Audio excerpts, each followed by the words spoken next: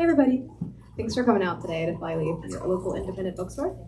Your attendance and book purchases let us keep having these events, so we really appreciate it. This evening we have the pleasure of hearing from Alison B. Hart for the local launch of her new novel, April, May, June, July, with Julia Ridley Smith. Alison B. Hart is the author of The Work Wife. She's the co-founder of the long-running reading series at Pete's Candy Store and received her MFA from the New School. Raised in Los Angeles, she now lives in North Carolina with her family. Julia Ridley Smith is the author of Sex Romp Gone Wrong, a short story collection, and The Sum of Trifles, a memoir. Julia teaches creative writing at UNC Chapel Hill. Okay, thank you. Hope you enjoy the event. Remember, you can grab a copy of April, May, June, July at the front counter if you haven't already, and I'm sure we can have some more signing after the fact if anyone needs it. Great, thank you.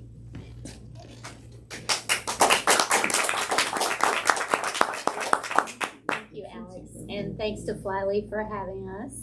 I'm so excited, and thank you to Alison for inviting me to talk to you about your new book. Thank you for doing this with me. I'm so excited. I'm really excited. So I told Alison before, I had printed out the questions at home like a good preparer, and then I live in Greensboro, and then I drove over here and realized I forgot them. So I'm going to be a little bit of an ass and read off of my phone, but I'm gonna hold it behind this pad so that So I mean, you were gonna see it anyway. So I'm just explaining what's happening here. Okay, full transparency. So I want to start by just saying congratulations on this novel. I feel like it's a huge achievement because it's so intricate, structure-wise, and it's so compelling emotionally. And then I'm fascinated by the research that you must have had to do to be able to write about it, about the things that you're writing about, and go to the places where you take your characters. So we're going to get to all of those things, but first I'm wondering if you could maybe give us a little bit of setup about the novel, kind of, what's the deal, who are the main characters? Sure. Okay, so the main characters are April, May, June, July. Spoiler. They are the 4 adult children of Frank and Nancy Barber. And the book is set in 2014, and in 2004, Frank, the father, went to Iraq to work as a civilian contractor, and within a few months was kidnapped. And so the book is set 10 years forward. They've never found a body, they've never found him, they don't know what has happened. It's been a mystery, and they've all had to move on with their lives. And so we pick it up there, and this is not spoiling anything. It's just sort of the thing that puts the plot in motion, which is that April goes on a cruise with her mom and is in Dubrovnik in Croatia, and she sees a man go by and chases after him because she's sure it's her father, and she can't catch up to him, but it is now a new lead in the case. Yeah, great. Okay, good setup. Thank you. So one of the things that really intrigued me about this novel from the beginning is how, you're focusing on this middle-class white American family that gets caught up in this thing that's going overseas in the Middle East, in a place that many families like theirs might think has nothing to do with them, right? That it's kind of what you see on the news, confusing geography, turmoil, right? And suddenly this family who might think this doesn't have anything to do with us is very caught up in it. And so the novel is about the intersection of this particular family's story and this bigger geopolitical situation, right? So what got you interested in that particular situation in Iraq and what was going on there in 2004 and then 10 years later in 2014? Yeah, wow, thank you for putting it like that, because that is what I was trying to do.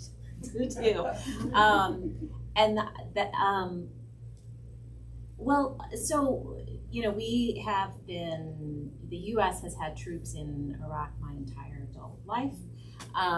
And I just felt like I never really could get a handle on it. I mean, I knew enough to, at least for the second Gulf War, I protested. I followed. I knew when the surge happened, and I knew when the Mission Accomplished banner happened, and I knew that was a joke. But I found it really difficult to understand exactly what we were doing there, what the stakes were, and how things were changing over time, and how the players shifted around. And as you often do about events in the news, I mean, I could still say the same thing today about what's exactly happening in Yemen. You know, there are all these places, but I feel like as citizens of a country that plays such an important role in these places, I feel like there's a responsibility. I feel a sense of responsibility to understand what my government and my military is doing in my name. But I find it really difficult to learn from just like the New York Times. I mean, I have friends who read it cover to cover, and they, you know, have always been able to like drop Hezbollah into a conversation with the right amount of like, you know, witty winks, and I couldn't do that. So for me, how I learn is in fiction. I need a story, I need characters. That's how I start to understand a little bit of a place better, and I don't feel like I have to understand it in an encyclopedic way. I'm just happy to have something that connects me to it. I suppose it would be the same if I met somebody who lived there and could tell me a little bit about what it was like for their family and stuff. Also, I used to run a reading series in Brooklyn when I lived there, and we started there were these vets who came to us, and they were in a writing program for veterans of Iraq and Afghanistan, and they wanted a place to read, and they asked if they could come one night and, you know, sort of have a night of our series. And we said sure, and it was wonderful. I felt like I was getting stories through them that I couldn't get otherwise. And so we had them come back, you know, once a season for, you know, for years. Though even then, that's a very like specific lens on things, you know, like the soldier's lens. And also, obviously, there are people who could, you know, maybe who do have family connections in the Middle East. They would have a different story. So what I wasn't trying to tell a soldier story, and I of course didn't want to pretend that, you know, I'm an Iraqi woman or Kurdish, Muslim, right. None of those things. I wanted to be able to write about the average white American person's, like, how hard you have to work kind of to get your arms around the subject, that it shouldn't be that hard to get your arms around it.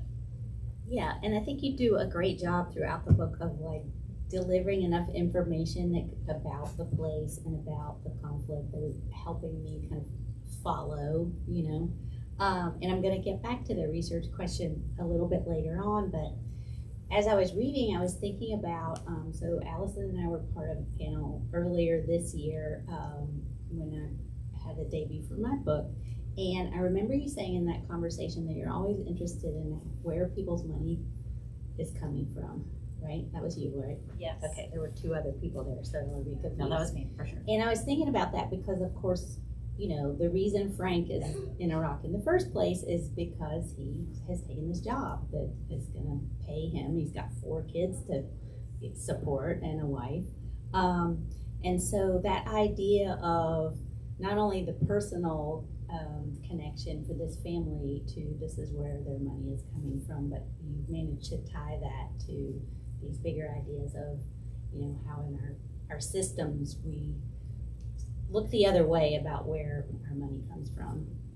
So I thought you did that deftly.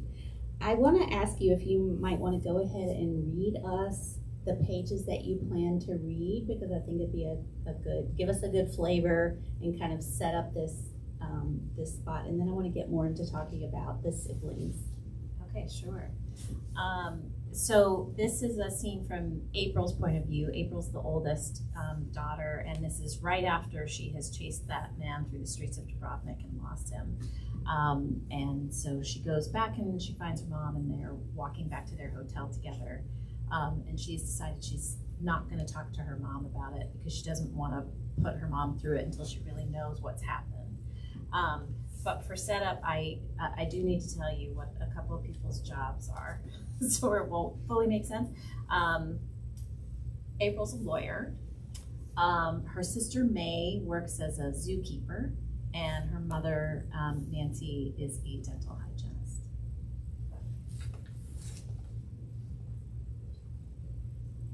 As they walked to the seaport and the chain hotel where they'd dropped their bags earlier, the possibilities pulled April out of her stupor.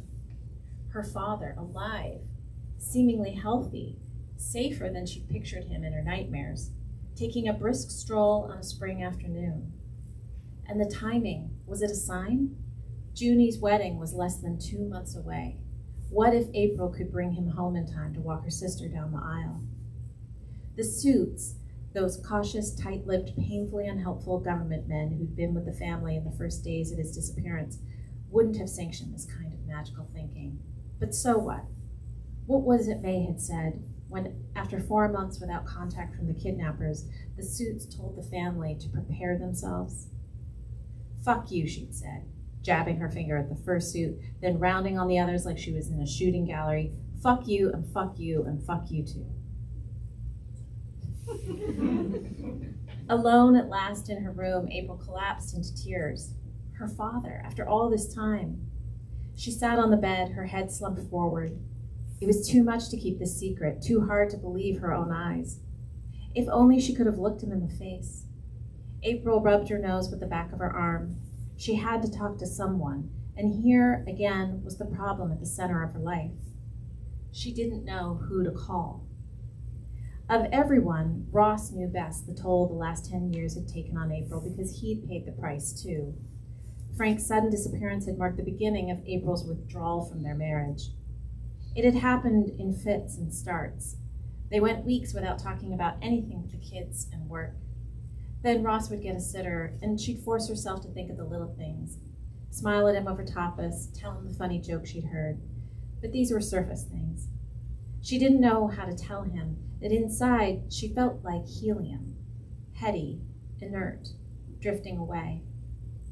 When they made love, he pierced her surface briefly, making her flesh again, rough and real and weighted. But when they plunged into sleep, Ross into rest and April into nightmares, she lost herself again. It was easier to just be around Craig because he hadn't known her before everything that happened with her dad. They'd been 2 faces of 100 in lecture halls at Georgetown Law, but hadn't ever spoken until later at an acquisition symposium in Crystal City. It had taken Craig several hookups to realize she was that former classmate of his, the one whose father had been kidnapped. "Oh shit, April," he said, lying half naked on top of her, still inside her when she told him. She'd blurted it out, "My dad was kidnapped," because she felt close to him right then, and it suddenly seemed unbearable that he didn't know. But as soon as Craig rolled off her, tugging the condom off with one hand, the other flopping helplessly by her shoulder, she knew she shouldn't have told him. She wasn't ready to have this conversation. "It's okay," she said. "It's okay that your dad was kidnapped?" he asked. "It's okay that you don't know what to say. I don't either." And that set the pattern. She'd stood up and run a shower.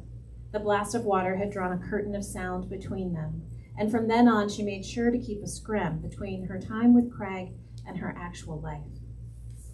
No, neither her husband nor her lover was the person April needed to talk to in this moment. She went to the desk, picked up the handset, and dialed out. "Hello?" May answered. "It's me. Can I call you later? I'm late for work." "Wait, don't go." April pictured her sister in the yellow kitchen in Aberdeen, packing a brown bag lunch, hurrying out the door every morning to a job April could no more imagine performing herself. Did it involve shoveling tiger shit? Than she could imagine voluntarily cleaning another human's teeth. Was May becoming their mother? How the fuck had that happened? Since the kidnapping, her life had become so small, so ordinary. April sometimes thought of her as a clipped bird. "May, I have to tell you something right now. It's important." "Okay, fine. I'm listening." "It's the most incredible thing. I saw Dad today, here in Dubrovnik." April could hear her sister breathing, the TV mumbling in the background. "May? Are you there? Did you hear what I said?" "Yeah. You said you saw Dad. A quiet hung between them, like cobwebs in a boarded-up house. April waited. Alive? May finally asked. Completely. I chased after him, but he got away. This was why she'd called May. Despite everything, she trusted her sister's instincts more than her own. May would know what to do. Across the line, she heard a sharp breath. May? Go to hell, May said.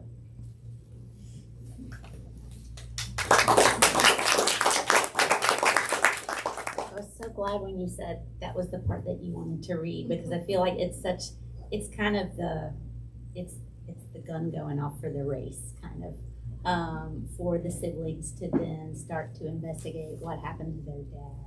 And that's kind of the ticking clock that we're waiting on as we go, employ more metaphors here. Is it a race? Is it a ticking clock? It's all of those things, right? But there's this line of tension as we're trying to find out throughout the book what has happened to Frank. And as I was reading the book, I was also amazed at how you structured it, because we get all four siblings kind of, not first person points of view, but close third person. Yep. So we're each chapter we're with a different sibling, and in the order, April, May, June, July, that it repeats, April, May, June, July. And so it was really amazing to me how you managed to do that and to show different angles of the story and of the family through these different characters. There's also another sort of ticking clock, which is the countdown to Juniper's wedding to her fiance Hannah, and then the time frame of the present day is also broken out into the novel's broken into 4 parts that follow each of these months. So could you talk a bit about the structure, how you arrived at the structure of using the 4 months and the 4 siblings? Yeah. Well, so I like writing multi-perspective stories. I did that with The Work Wife as well. I think it probably comes from watching too many soaps when I was a kid. It's like I like cast of characters, and I like to take my turn with them, And the idea that the siblings would all have these names came to me pretty quickly. I think because I'm not great at coming up with character names at all. So I must have come up with April, and then I was like, how about May? And then I just kept Here's going. one for you, June. Exactly. Mia, who is probably running around the store with her friend, always is like, what about August?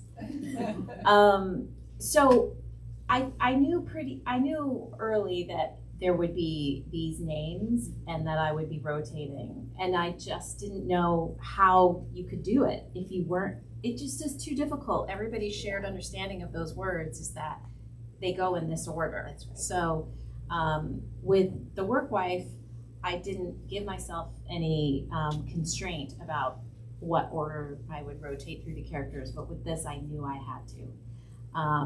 And then as far as time frame, I like to have a finite time frame for a book. With Work Wife, it was 1 day.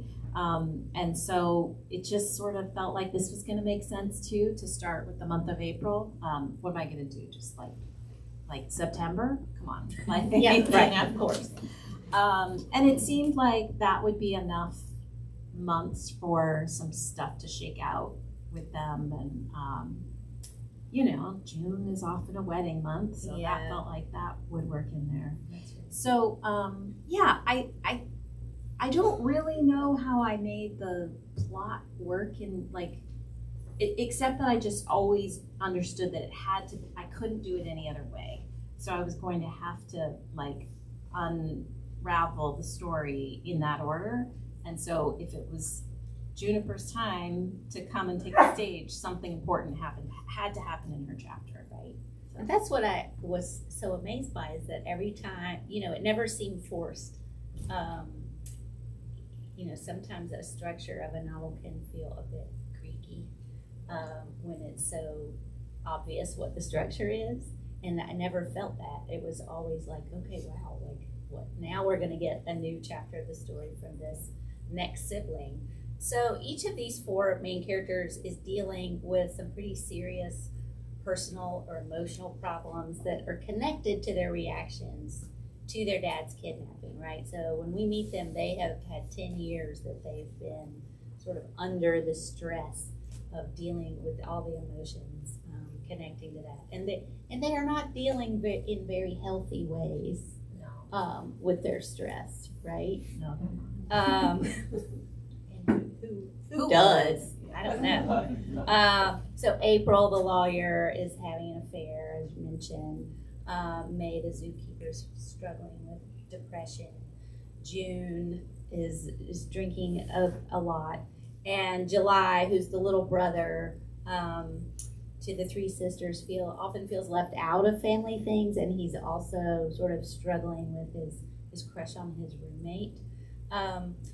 And so one of the things that happens is all of these characters have partner trouble, right? They've pulled away from their romantic partners or their potential romantic partners. Two of the siblings are gay, one is straight, and another, just April, wants to be more free sexually. So my question is, how for you is sex part of the equation for how they're handling or not handling their emotions, and why that felt like such an important theme for you to follow in this novel? Yeah.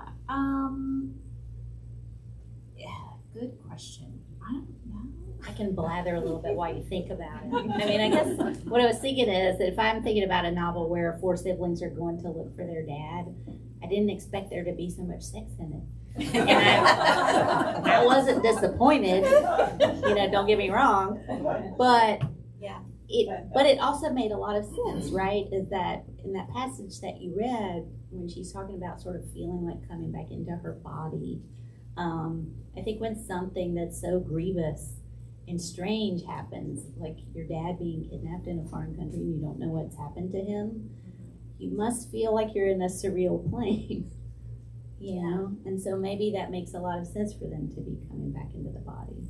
Yeah, I think they need some moment where they're not having that's physical rather than intellectual or emotional. There has to be, and for some of them, I mean, for April, it definitely is. She is disconnecting from her life by doing it, but also coming back to herself. There was, I thought about what I was trying to explore around the topic of sex most explicitly in her storyline.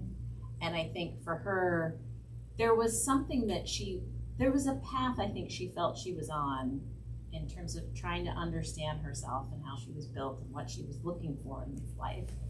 That she was on that path, and then her dad was kidnapped, and then it just went to the bottom of the list by necessity.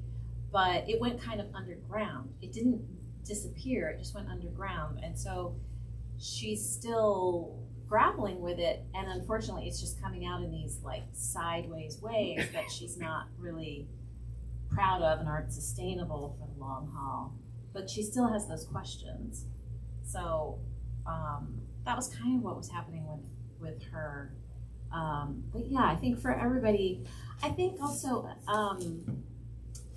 I wanted to have everybody have an emotional life, and their relationships felt important, and I didn't want to stint anybody either, Right. Especially the gay characters. I didn't want to feel like, we don't need to worry about like their heart and how their heart is doing. I wanted to like give everybody some time. Yeah, and I thought you did that really well, because I felt like in each character's sort of storyline, you built such a sort of a rich sense of their world, and how they've become disconnected from their siblings and their mother as a result of this thing that has happened with the dad.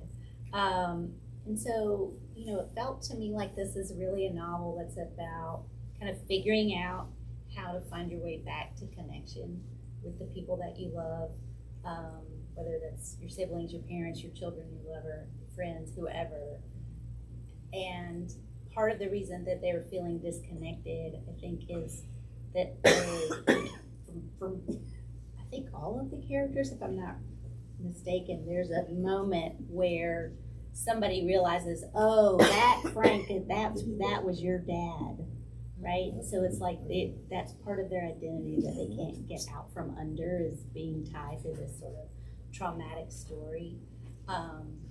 So that's part of, like, I think, feeling that disconnection, right? They're not, like, nobody's looking at them as themselves. They're just sort of this person who has this tragic backstory, right? Yeah, I don't think they feel whole either individually or especially collectively since he's been gone. And I think that's part of the problem. I think there's things that they can give to each other and offer each other, and ways of knowing each other that are important, but it's painful being together because of his absence. Right.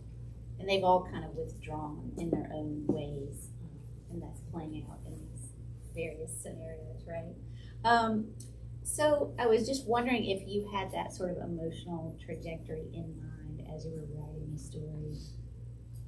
Yeah, definitely. I knew, the first thing I knew is that I wanted to write a sibling story.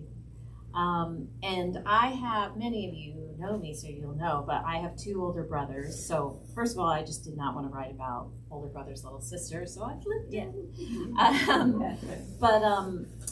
My brothers, none of us live in the same state, and it's incredibly likely that we never will.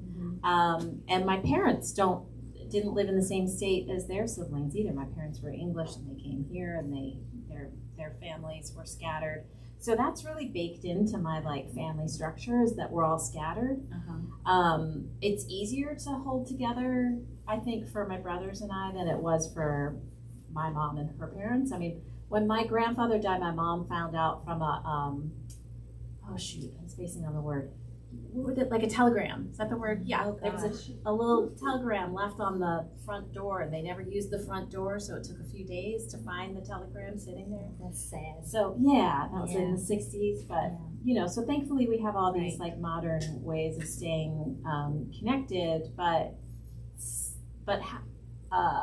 just being scattered, having a lot of distance physically that starts to translate into into emotional distance as well, because my brothers are close with their friends and their partners, and as am I. So that was something that I knew I was going to be playing with, but I wanted to find some way to bring them together. And part of the mystery of what happened to their dad is a way that they have to be together, as well as the run up to June's wedding. Thank you. So this is the thing I really want to dig in, is your research. Okay. Because there's so many, it's not just the Iraq research that I'm interested in, although there's definitely that. There's 2 places in the book where we really spend some time there. And I'm not doing any spoilers, so I'm not going to give all that away. But I imagine you not only had to do the research on the situation over there, but also how a government investigation into a disappearance like this would work. So can you talk a little bit about what that research was like for you? Yeah. And did you go there? I didn't go there. Really, none of the time. I asked myself many times, should I go there? Should I go there? And there was never a time where I felt like, yeah, I'm brave enough for that. Like, maybe not right now.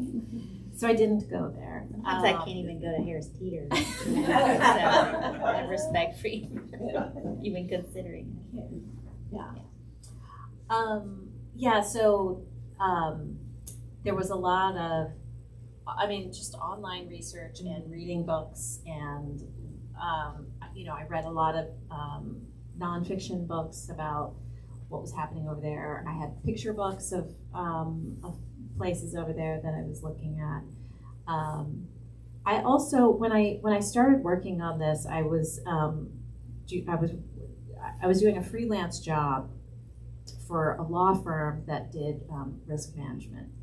And they had clients in the Middle East, and they needed to know about certain things that could be disruptive to the business. And I had to kind of keep an eye on current events as it pertained to those things. And one of them at the time was ISIS, which was new. And I was like, what is ISIS? Like, huh? I'm like, it's not Al Qaeda. Who? What? And so that was part of what got me started on this, was I was having to, follow all of these news items about what was happening there, but being like, hang on, and then Googling to try and understand who these groups were and what the deal was. So, yeah, I mean, it was a lot of just like Is that how you found out, like, what would happen if you had to call up the government and say, this happened to my dad, or are you going to help me? Like, what is that? Investigating that process. Yeah, I talked to some of the people in that company that were doing things like that. And then, I just would have lots of phone calls with people, and I'd say, well, do you know somebody else I can talk to? And then they put me through to somebody, and then I would talk to somebody, worked at the FBI, or somebody who was a zookeeper who worked with elephants. And that was going to be my next question, is about the zoo. Because it's not just the Iraq situation. There's the zoo. There's Juniper's soccer career. There's a Syrian American wedding in the works. So can you talk a little bit about how you researched each of these? Yeah. Again, it's just like when I realized that May had some other different jobs at first, and none of them were hitting. But then I really thought about what was essential about her character, because she's pretty prickly, and she just doesn't like people that much, but she likes animals. Yeah. And that's how I got to that she would be a zookeeper. But I was like, in order to do this credibly, I'm going to need some more information. And I was trying to do my usual, like, what can I watch? What can I read? What can I look at? And it wasn't giving me enough detail. And so I just started asking some of my friends. I'm like, do we know anybody who works at a zoo? And the collective we knew a vet, and the vet was like, oh yeah, my friend worked at a zoo and did elephants, which I had already decided the elephants were the Why the elephants? Because of their strong family bond? Probably. Honestly, the matriarchy that they have. And they're just also just these incredible creatures. Yeah. It's so funny because when I was reading that, we have a mutual friend in Baltimore whose brother works at the Baltimore Zoo, and actually recently I didn't even know. See, that would have been useful. I don't think he worked there at the time that we were doing that. But so I had just gone to see the elephants there and saw how they were. There's like a little hole in the fence, and they reach in to get the, to work on the elephant's feet. Right. They're trying to have as little contact with the animals as possible. Yes, and the foot health is extremely important to an elephant, particularly an elephant in captivity. They really. Why is that? Elephants really should be like in the savannah, on the plains, with dirt. And so depending on the type of zoo, it might be, some zoos, they have a ton of room, they have many acres. It's kind of, like, think of like the San Diego Zoo, and they can roam a bit. And some of them, they're in something that has like a concrete pad with a little sand scattered on top. Yeah. And that's not good for their feet. And when their feet get infected and they go down, that is bad for an elephant. It's once they go down, it's very difficult to get them up. So you've got to do a lot of footwork on them. That's the lingo. Now you've learned a little bit about elephant podiatry this evening. So what about the soccer piece? I know you're a soccer player. Yes, so I played soccer, and when I lived in New York and I was in the adult women's league, I had friends who played for Princeton, which is where Juniper and her fiance both played when they were in college. And Juniper is also interviewing to be potentially the new head coach at Princeton as well. So I just had a ton of questions for them too. And then later, Mike and Bia and I ended up staying in Princeton during the pandemic when we were making our rounds on various friends' empty houses. We lived in Princeton for a little bit, which was helpful. But a lot of the research I had actually already done by talking to my friends who played there. So, is there anything else you want to tell us about this book? I mean, hopefully it's not a huge downer. I don't know. I didn't find it to be a downer because I felt like, it's really focused so much on the family dynamics. Yeah. And the siblings trying to kind of come back together. I mean, initially they seem to they're kind of annoyed with each other, and then gradually the bond begins to, kind of reassert itself, or they're actually making an effort. And I thought that was really heartening. I mean, just to see grown people trying to make an effort to get along with each other and love each other, Yeah. I felt like that it was much more about that. Without, the Frank storyline is very important, obviously, because it's what brings them all together. And that didn't feel like a sideline thing. It felt very central to the book. But I was really just totally gripped by what was going to happen between the siblings, and then how they were going to sort of manage each of their various, maladaptations to the situation, right? Yeah. Because those kind of come to a head. Yeah. And that was something I really admired about you too, is that you never take an easy out on any situation in the book, and you handle a lot of these. You can press the awkward situation and let us see that scene unfold in a way that feels very real, and I think it's really hard to do. So good job. Okay. Before I open it up, I think, to the audience, can I ask you what you're working on now? Yeah, I'm working on another book that will also have multi-perspectives, but among characters that already have some relationships to each other. Well, not as clean as a family, although some are related. And it's set in LA, and it has to do with wildfires. Oh, okay. Another research topic. That's intense.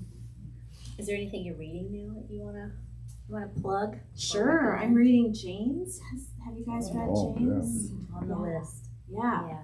it's really good. Did It's you pretty gripping. hear Percival Everett when he was here No, this past year? I'm so bummed. It's great. I bet.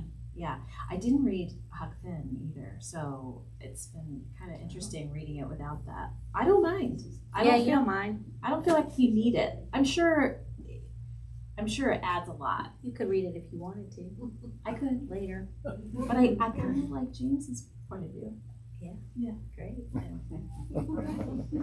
Well, I think you have lots of friends here, so let's open it up to their questions.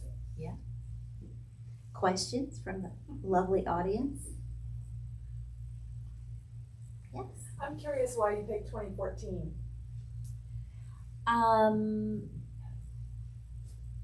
Because it was when things were like starting with ISIS. It's not like the peak of ISIS, but it's as that's sort of starting to build.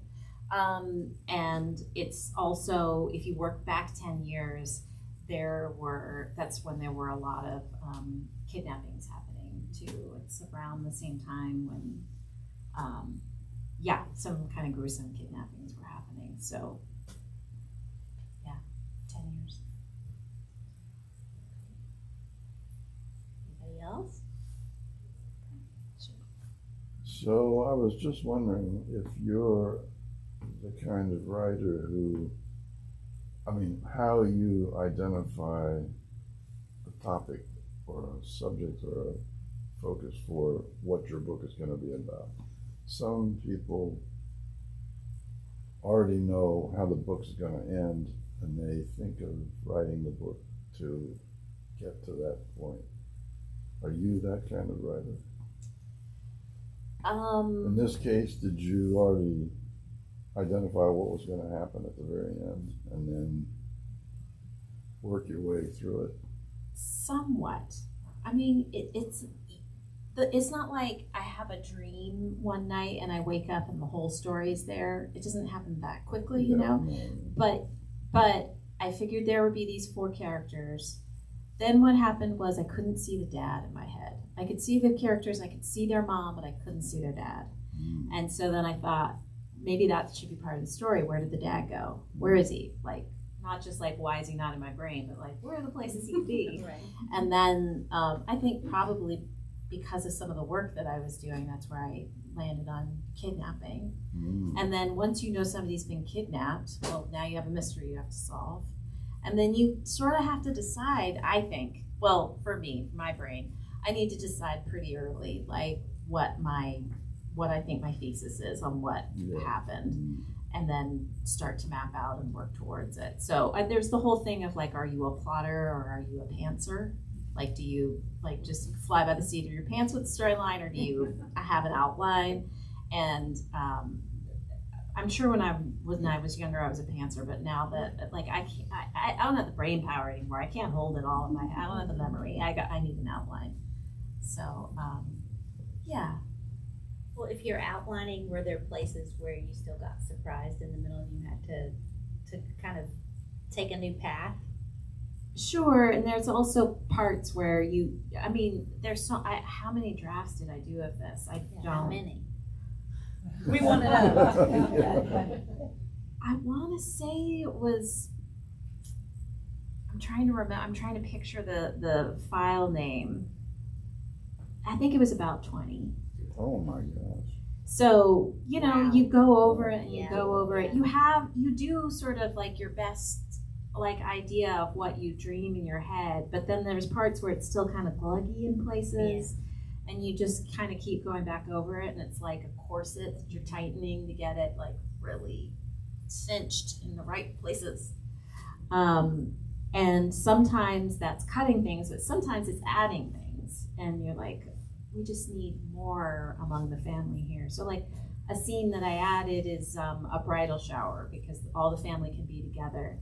And then that was just really fun. I was like, why didn't that not occur to me to do earlier? It was really fun to write them all together and see who would say what and who would pop off at who.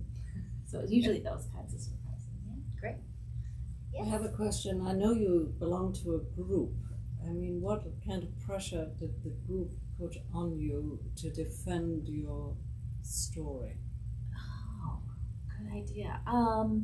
I don't know that it necessarily always feels like pressure, but yeah, it's sort of like, I'm not sure I believed that so and so would do that, or or I mean, you were saying I didn't take any of the easy way. I for sure did, but then they're like, draft number 12. yeah, and they're like, nah, I don't think that can happen, and then you go back, you're like, okay, get your courage up. How many people are in your group? Really at this point, it's just 3 of us. It started with more, but it's sort of over time, and They were like, I age can't read and 20 drafts. That was it. Yeah, but Yeah. we all went to grad school together. So. Oh, that's really great. Yeah. Has your process changed at all from book to book to book? I think yes, in that way that I was talking about, where I need to have an outline. I think when I was younger, I was sort of content to stay in the exploring phase for longer, and it just meant that that took much longer to write.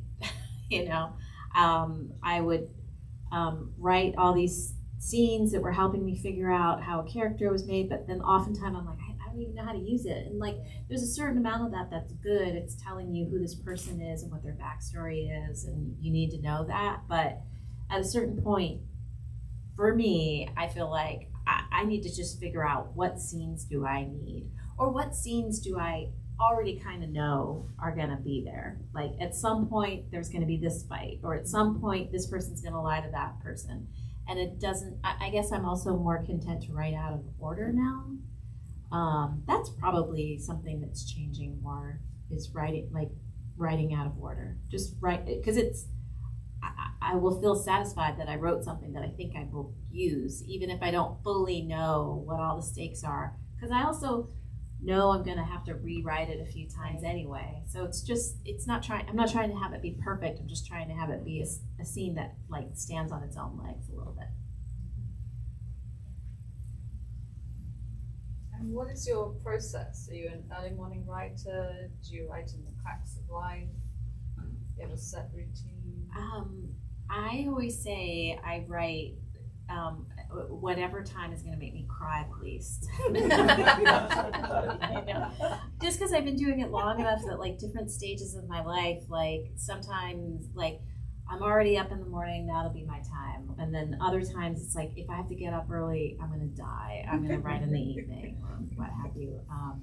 And so right now I'm writing full time, so I write mostly when Mia's at school or just distracted if she's on a screen. That's great, right? Get on there and write really fast. So it's changed a lot. So in your youth, you try to be crying, and then as you get older, you want to cry less. So that's the artist's way. Yeah. Yeah. Yeah, I don't want to suffer. I just I'm want to. tired of suffering. I think also there's that idea of like it's art. You suffer for your art, and the writers spend a lot of time being like, oh God, this is terrible, and I have to write, and I can't sit there for 4 hours, whatever. But as I've gotten older, I've sort of realized like it's a little bit of a performance how miserable we all are about it. Doesn't have to be that Like at the end of the day, it is kind of fun, Yes. right? Yes. Like let's remember that it's fun, Right. and that's why we're doing it. We're not 100%, just yeah. torturing ourselves. That's I mean, there are other jobs that are far more torturous than making up a story. for sure. So I just want to say that kind of mirrored my reading experience because I found that at one point I was trying to read the book in the laundromat, and but crying in public just wasn't working for me. So it was much better staying up, past midnight finishing the book. Can you clarify the way you said earlier about not being able to see Frank? Yeah. So does that mean that the whole Iraq Kurdistan thing was after that point when you decided that he was kidnapped, or had you wanted to put that as part of the story? Yeah, that came. It was first, I'm going to write about the family. Second, why can't I picture the dad? What could have happened? What's a good dramatic thing? Okay. Is he dead? Is he divorced? Is he's just a deadbeat? What can I do something Gotcha, with? okay. Kidnapping That's what I and then thought. Iraq, like that. Also, I love how you just kind of gave out these little morsels. We didn't know. It's like he left.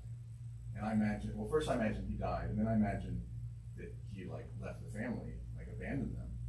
There's just these little, and then each time you get a little more information. And that was great. That kept me on the hook. Okay. Yeah, and we were talking about this before, his character evolves over the course of the book. We don't really understand who he is until very close to the end of the book. Yeah.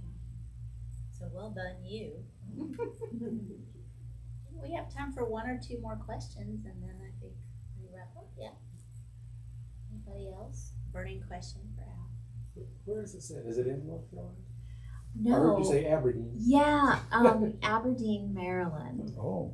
I think because at the time that we were doing this, we were driving down to Maryland a lot, where your daughter, my sister-in-law, lives. And so I think I wanted them to be scattered a bit, but I wanted them to be in driving distance from each other. So there's some who are in Aberdeen and some who are in Baltimore and some who are in Philadelphia. They're in a few hundred miles of each other, mostly in Maryland. Aberdeen's a big military base. Does that have anything to do with the? Oh,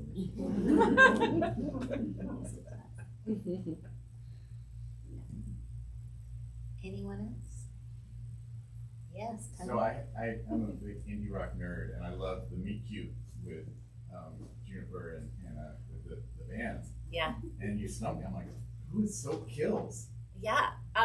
They're a Lebanese band. And I wanted to give her something that was off the beaten path and sort She of. was obviously the cool one. Yeah. Exactly. Yeah. The Large-Hearted Boy playlists, Tony, that website where they ask writers to come in and do what is the playlist of musics that you. you were either listening to for the book or that inspired or whatnot. And so I talked about that song. Oh, very cool. That. But I think it comes out next week. I think there's some So Kill stuff on YouTube, but I found on Bandcamp there's a Lebanese compilation that has on there and some other really interesting stuff. So yeah, that was cool to kind of go down that rabbit hole. Yay. I mean, this is hilarious because I'm not like a music expert whatsoever. That was just more research. Amazing. You're really good at your research. And for the amount of research that the book has, it wears it really lightly. I don't know, it doesn't feel like, oh boy, she's been on the Google again. It's woven in so deftly. And so all the characters just really come alive. You should all buy this book and read this book. It's really compelling. And thank you for this conversation. Thank you. It was an honor to get to talk about it with you. So thank you so much. And thank you, everybody.